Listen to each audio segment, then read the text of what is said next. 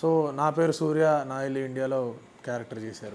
So ఆ character ఎట్లా వచ్చింది అండ్ అల్లు అర్జున్తో ఆ సీన్ అవన్నీ కూడా కొంచెం ఎక్స్ప్లెయిన్ చేస్తారు, ఏం జరిగింది ఆ టైంలో?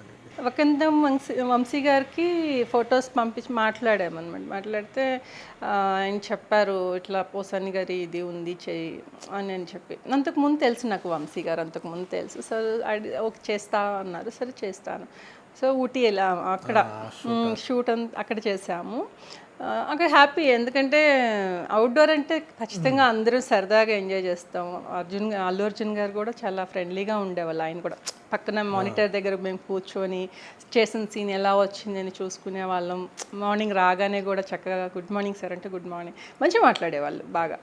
అది కూడా అంత అంటే అంత పెద్ద లెవెల్లో ఉన్న వాళ్ళు మనం మాట్లాడరేమో అని చాలామంది అనుకుంటుంటారు బయట, ఆయనకి ఇట్లా ఇట్లా అని. బట్ చాలా ఫ్రెండ్లీగా ఉంటారు అల్లు అర్జున్ గారు. అది కూడా మంచి అంటే పోసాని గారు, అన్ను ఇమాన్యుయల్, అల్లు అర్జున్ గారు వీళ్ళందరితో సీన్ అండ్ కొన్ని డిఫరెంట్ ఎమోషన్స్లో ఉండే సీన్స్.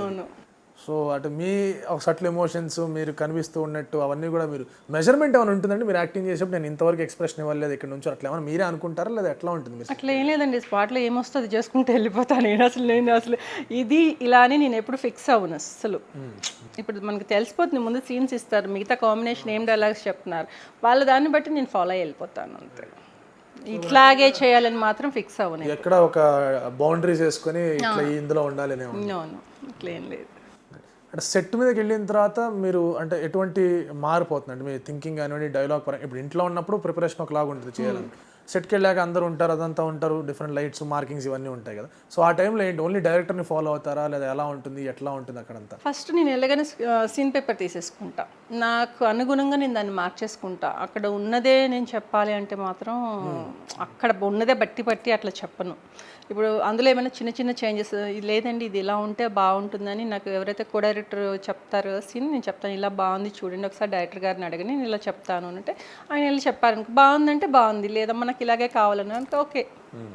ఇప్పుడు డైరెక్టర్ గారికి ఒక విజన్ ఇది ఉంటుంది, తనకి ఏంటంటే ఓకే సార్ మీ ఇష్టం, బట్ ఇలా ఉంటే కూడా బాగుంటుంది అని నేను అనుకుంటున్నాను అని చెప్తే ఆయనకి నచ్చింది అంటే ఇలా చెప్తాను, నచ్చలేదంటే అలా చెప్తాను. సో ఇంప్రూవైజేషన్ అనేది ఉంటుంది నా సైడ్ నుంచి నేను ఖచ్చితంగా చూసుకుంటాను. ఎప్పుడన్నా ఇబ్బంది వచ్చిందా అలా? అంటే నేను చెప్పింది చెయ్యి ఇట్లాంటి ఏమన్నా అన్నారు ఎవరన్నా కూడా లేదా? లేదండి, అంటే అంతగా నేను కూడా వెళ్ళను.